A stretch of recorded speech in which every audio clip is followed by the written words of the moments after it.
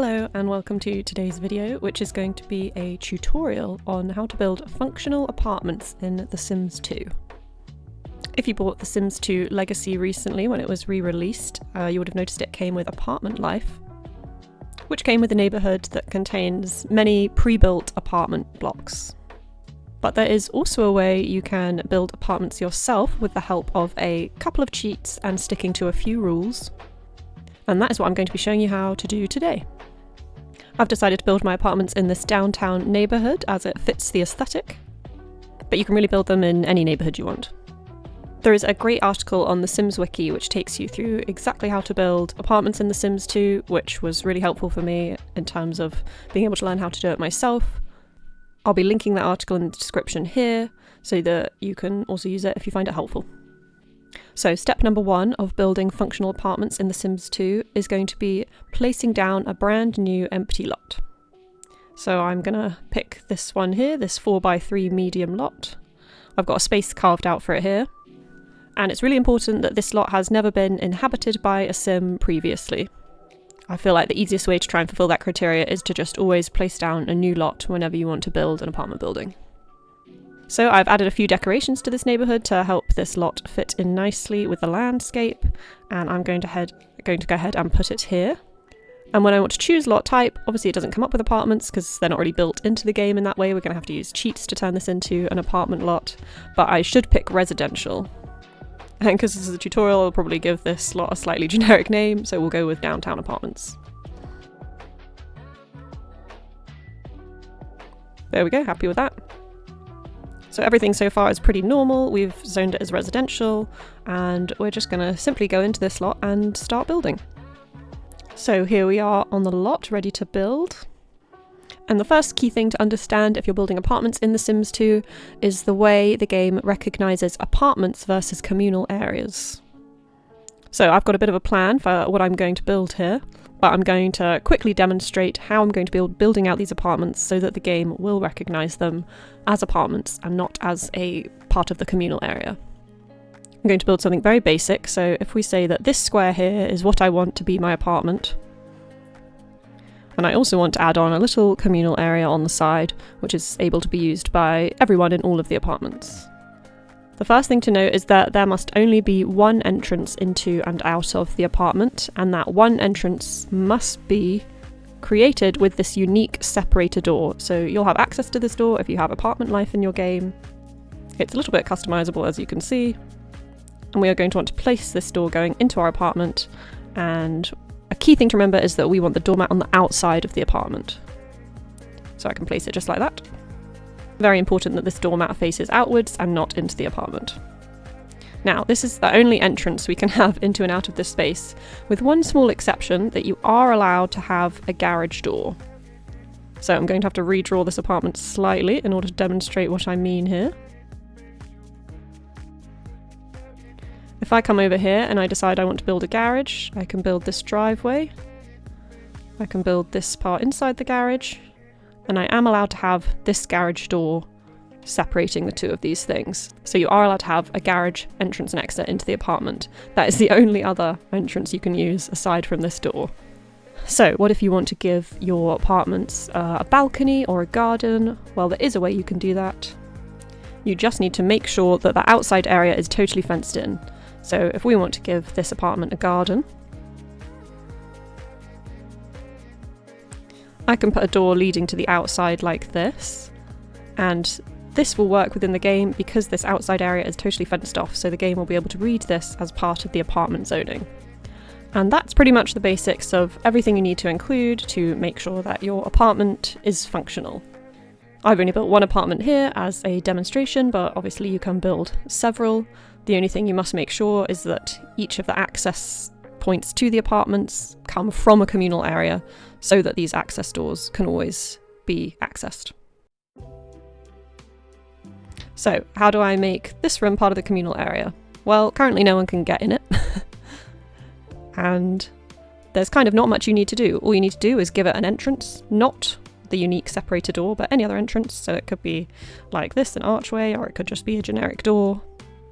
Because it's not behind a unique separator door, the game will register this as a common area.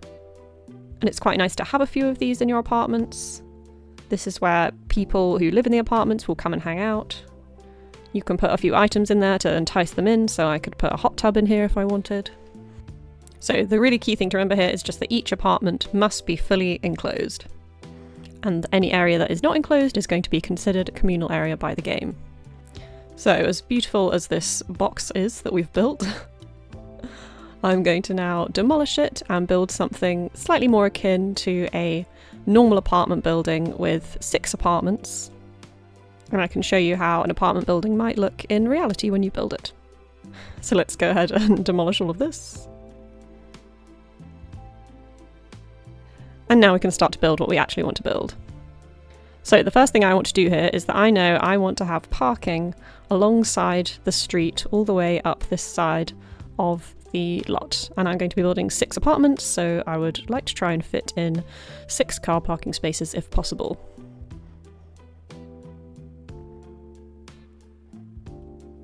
So I put down 3 and suddenly my mailbox and my bin are in the way. As I would do if I were building any other lot normally, I'm going to simply turn the Move Objects cheat on.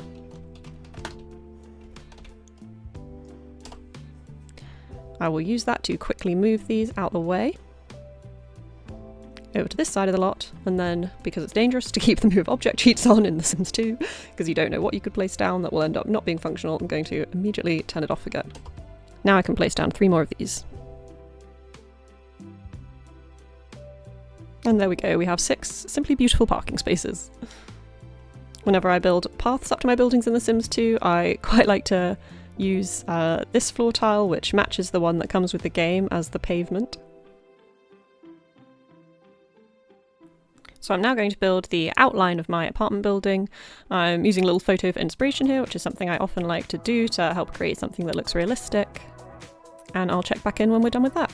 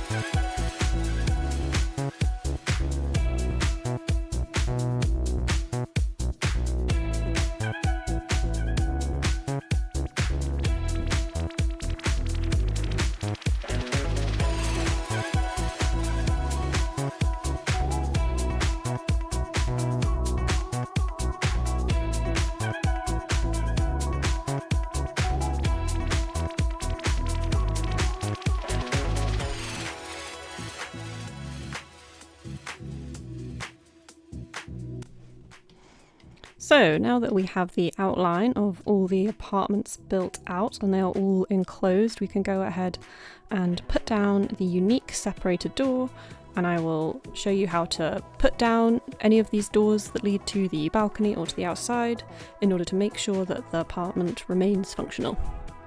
So I come down here and I select my unique separator.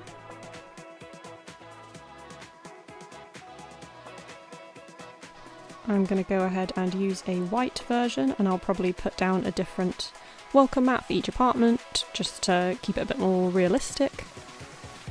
And I'm going to be putting my entrance doors around this communal staircase in the middle.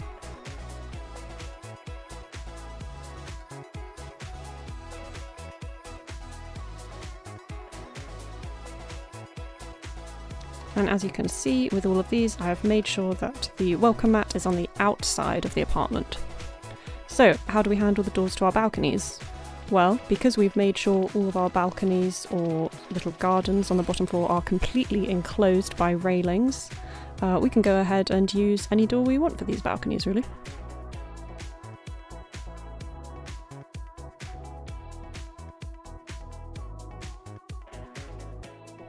There we go, that is all our balcony doors placed. Although this looks like an entrance to the sort of outside world, because it's totally enclosed, this space is still going to function as an apartment. So this building is still looking pretty bland, so let's go ahead and decorate up the outside of it.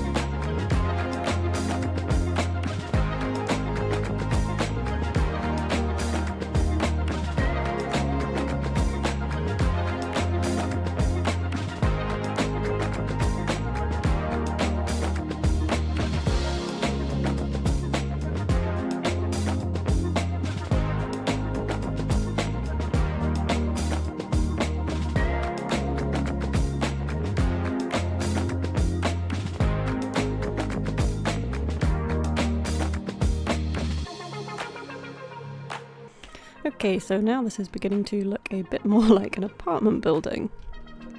But I think we could make a few more touches to the landscaping to make this building look even better from the outside.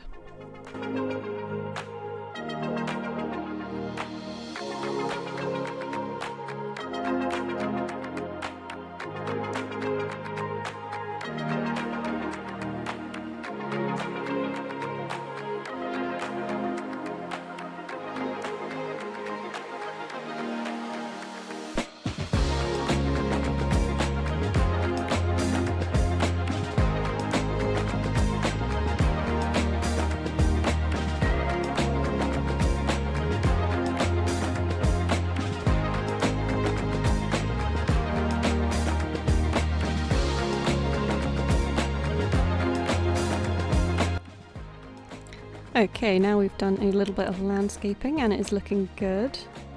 I would like to move on to decorating up the communal area a little bit, and this is just to give you a few ideas in terms of what you could include in your communal area, what kind of items your Sims might want to be using when they interact with their neighbours. So I'm going to make sure this communal area stays open and accessible to everyone, and let's go ahead and add a few items they can have fun with.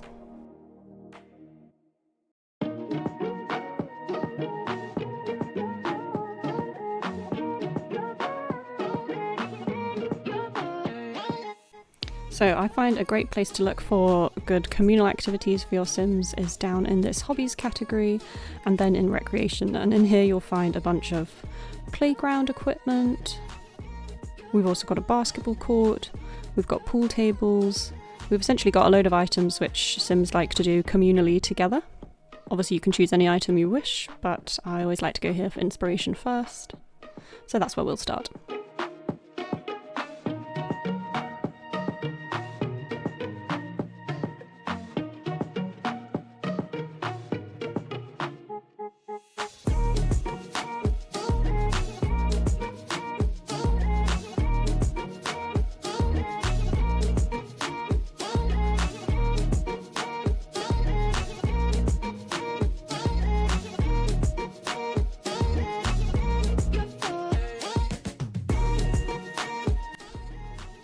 And there we go, I think that is our communal area complete for this building. Tried to include a few different activities for all the different age groups. We've got a couple of barbecues they can come down and use, a miniature playground, and also just a lot of places to sit and relax. And so with that, I think we can go on to decorating the apartments. So another point to make here is that it is important, if you are going to build apartments that you want townies to move into, to decorate and furnish them, especially with all the essential items, because townies will not necessarily bring their own furniture. And so to keep their moods up, you either need somewhere in the common area or in the apartments themselves a number of furniture items in order to keep these Sims happy. And after we've finished furnishing is when we are going to be able to go on and finally actually turn this building that we've created into apartments. And I'll be showing you how to test out your lot too to ensure that it's working. But before that, let's go ahead and furnish.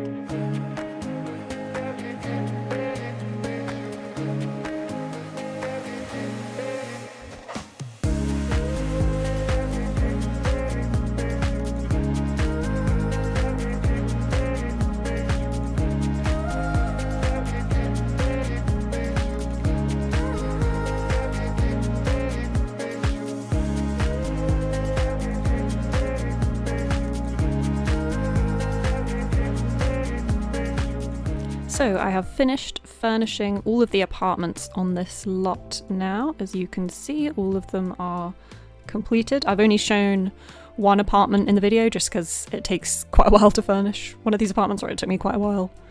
So I've just shown you one as an example. One thing to note is that all of this stuff outside that's not behind an apartment door is in a communal area, including these 3 cars that I've placed down. This means that these cars are basically going to function as community cars. The only way you can make your sim actually own the car is if you put it in a garage that is attached to their apartment, but I didn't want to do that for the aesthetic of this build. So yeah, I've just got 3 cars out here, and when I move a sim in to play with this build, they will just be able to come and use these cars, and technically so will their neighbours.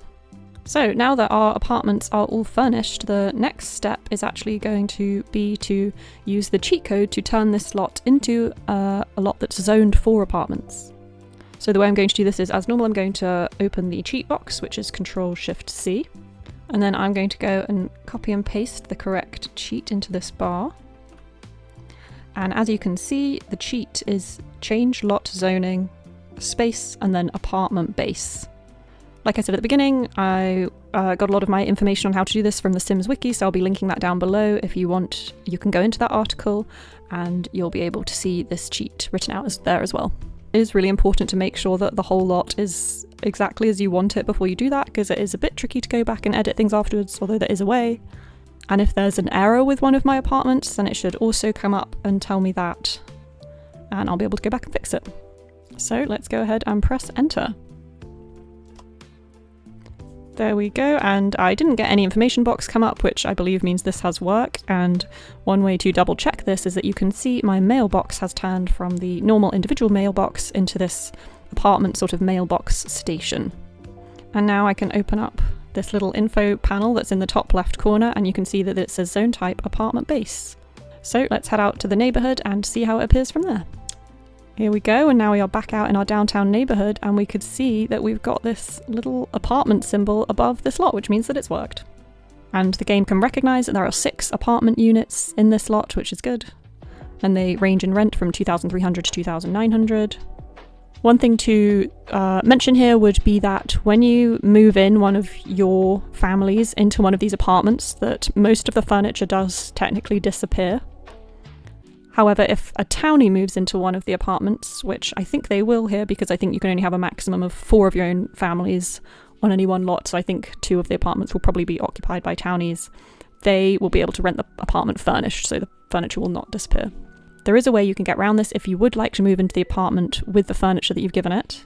As if you have bullprop testing cheats enabled, then when you move a family into this apartment building, if you shift click on the front door, then it should say rent furnished. If you're not sure how to do the bullprop testing cheat, then there's plenty of articles on that online. I would suggest giving it a Google. That cheat has a whole bunch of other functionality, which is too much to go into for this video, but one of the things it will let you do is to rent a furnished apartment if you shift click on the front door. And that leads us to the end of this tutorial. I really hope you enjoyed watching and that it helped you understand how to build apartments in The Sims 2. And potentially also gave you some building ideas for what you might want to build yourself if you have a go at it. If you found this video helpful, please consider giving it a like or subscribing to the channel. It really helps me to grow. But that's all for now. Thank you so much for watching, and I'll see you in the next video.